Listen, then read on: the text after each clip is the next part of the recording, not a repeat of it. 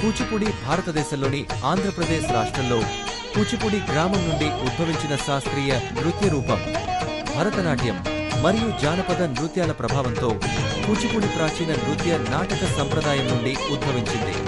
సిద్ధేంద్ర యోగి యక్షగాన జానపద నృత్య నాటకాల ఆకృతిని స్వీకరించి ఈ నృత్య రూపాన్ని రచించాడు. కూచిపూడి తొలి ఆనవాళ్లు భక్తి ఉద్యమంలో కనిపిస్తాయి.